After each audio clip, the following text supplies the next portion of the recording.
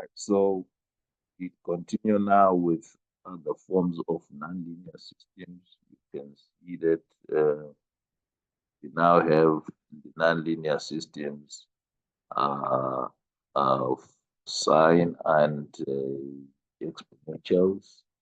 The nonlinearities is in the function, the for elemental function that we have. Sine function is not a linear function. E to the power x is not a linear function. So how do we deal with a, a, a problems of this nature? Remember, equilibrium points, we just need to set the right-hand side to 0. So all we do is to just say sine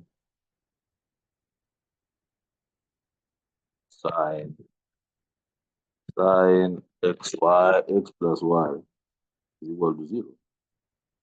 Sine x plus y is equal to 0. That's what we want. That's what we are going to solve. All equilibrium points satisfying this. And then we will also need to minus 1 is equals to 0. So basically, this one, it says, remember, we want to find the equilibrium pairs first and then linearize. So the second one actually says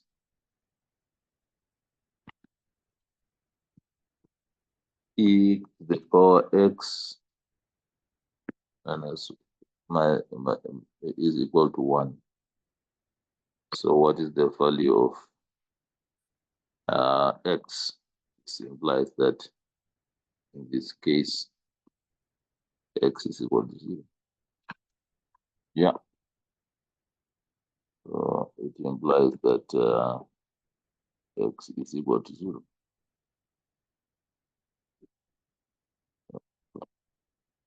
X is 0.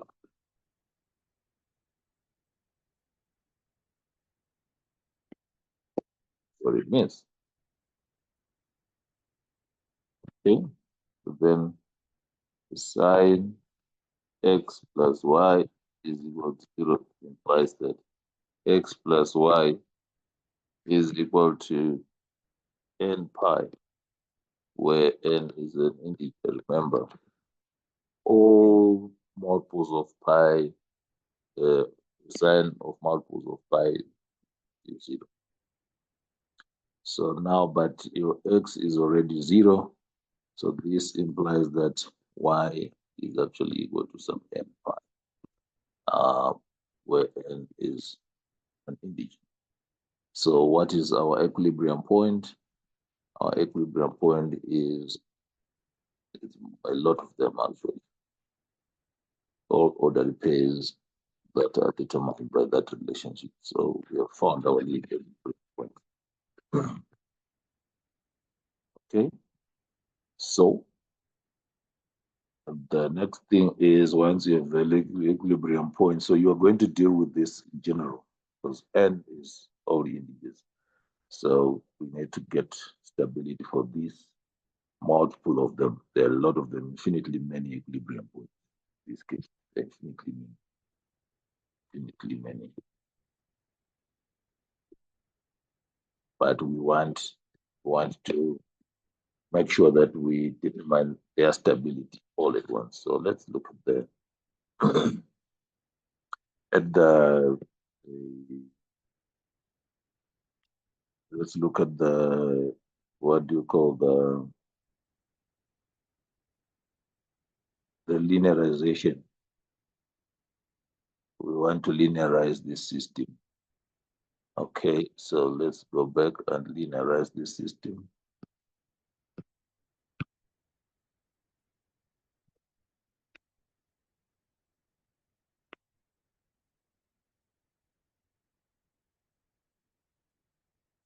So let's linearize the system.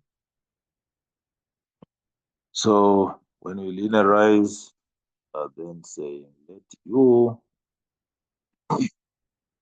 equal to x minus the equilibrium value,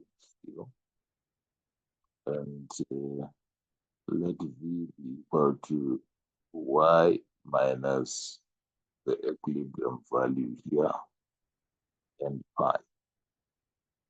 So we want to convert a system with dx dt and dy dt to du dt and du dt.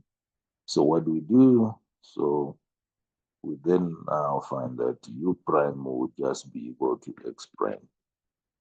And then v prime is also equal to y prime. So we come to that system where there's the x dt, we don't have dy du dt, right? Du dt will then be equal to sine. Now x is replaced by u. So that will be u, but y will be replaced by v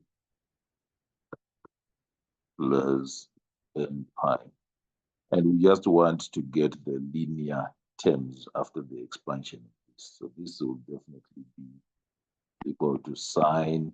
We're now using the addition formulas. U plus v e cos n pi plus cos u plus v sine n pi. Can you see that? But we know that sine n pi is always 0 for all multiples of pi. So we then now come back and just remain with cos n pi. But cos n pi, it's minus 1, is it? So cos n pi should be minus 1. Remember, these are cos of multiples of pi. Is that so? What is cos n pi? Let's look at that. Cos n pi will definitely be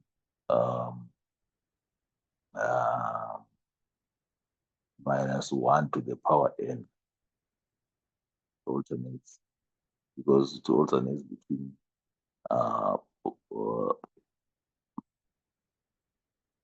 between minus 1 and 1. So for example, if n is equals to 0, cos 0 is 1. If n is equals to 1, cos pi is minus 1. So this is then equal to minus 1 to the power n times sine u plus. And then we do use the trigonometric expansion of a sine u plus v.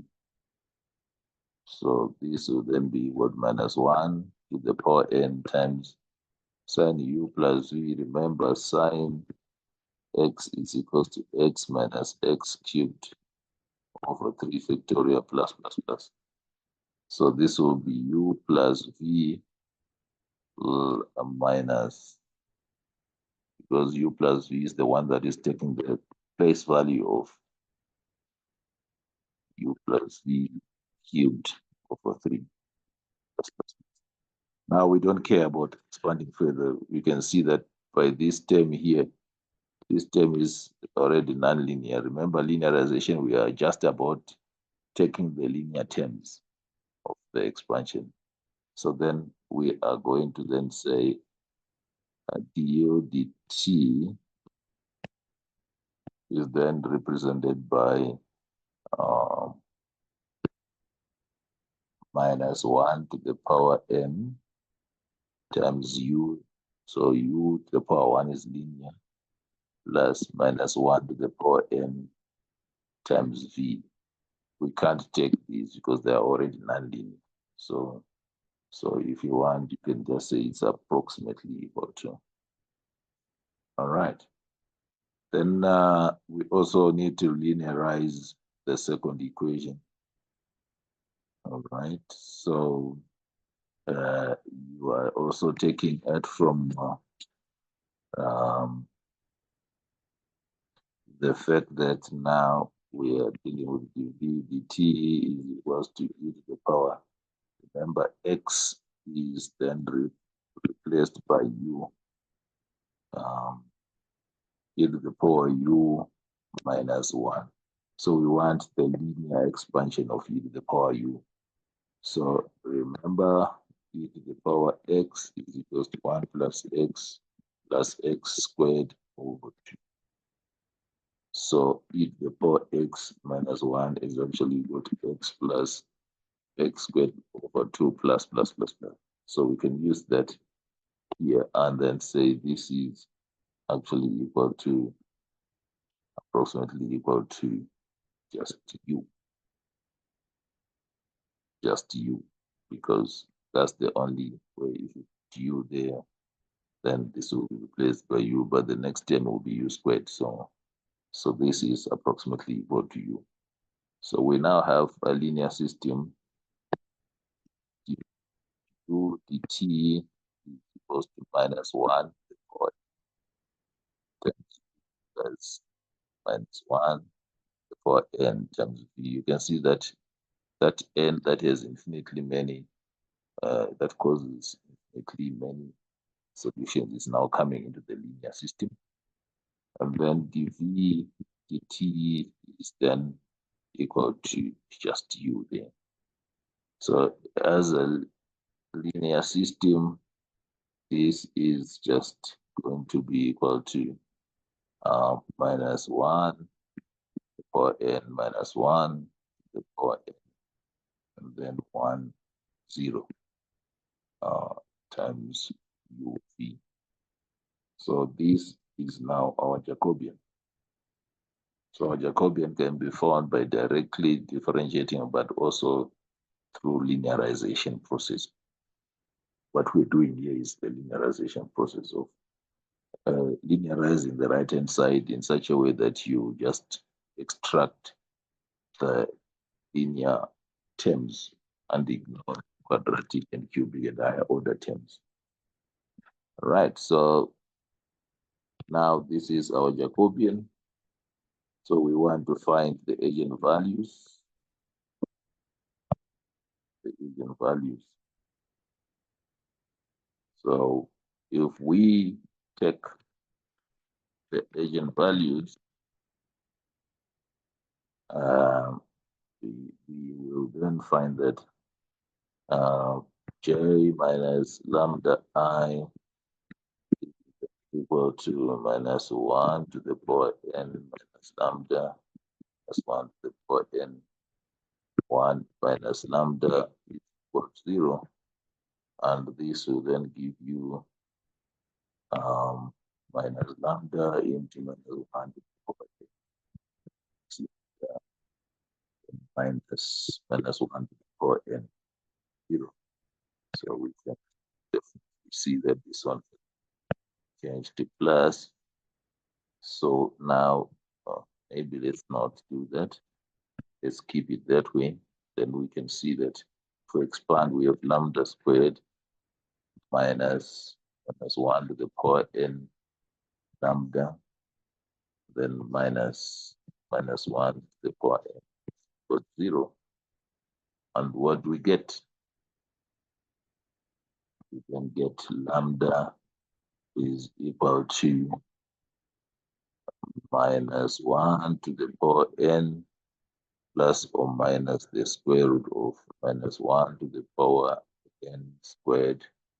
That would be minus 1 to the power 2n, and then plus 4 times minus 1 power n, or 2. You can simplify this further because we know that minus 1 to the power 2n equals to minus 1 to the power 2 to the power n. And then this is 1. This 1 to the power n, which is just, so we can further simplify this and say this is equal to minus 1 to the power n plus or minus the square root of 1 plus 4 times minus 1 to the power n or 2. Okay. So now you then find that that n is either given or odd. Now let's take these two cases.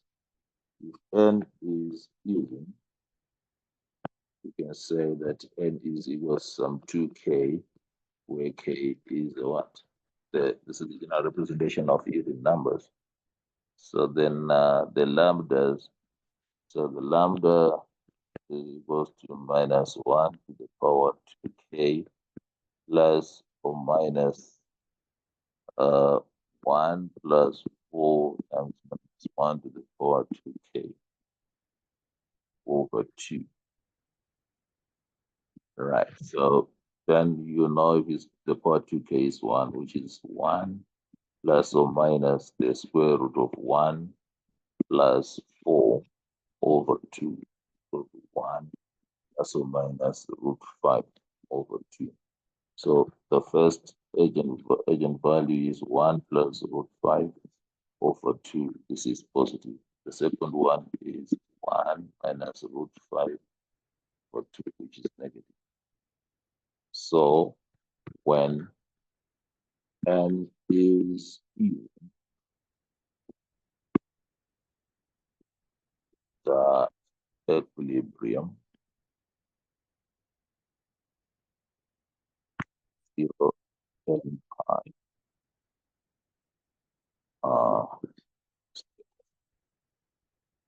equilibrium.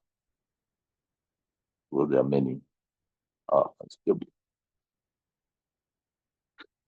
Now let's look at the case where n is odd. It means you can write n as 2k plus 1. This means minus 1 for 2k plus 1 equals minus 1 for 2k times minus 1.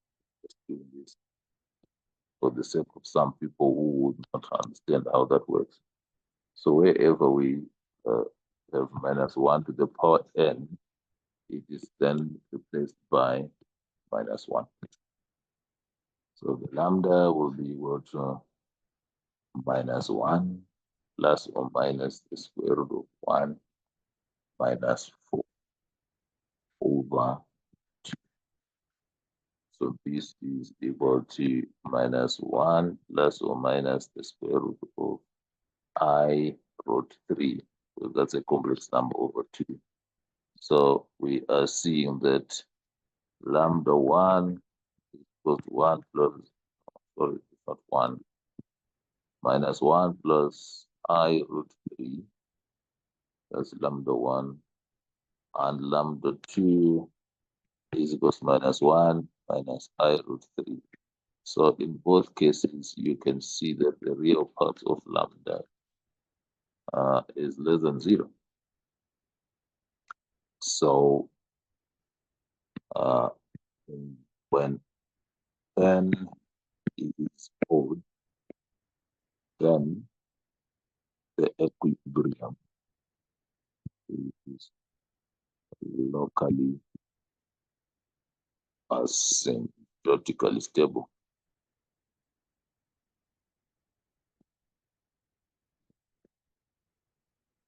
Yes, so you can see that we can use properties of these functions to get the equilibrium point, and after getting the equilibrium points, we found that these are infinitely many of them, and we can determine their stability by linearizing the system.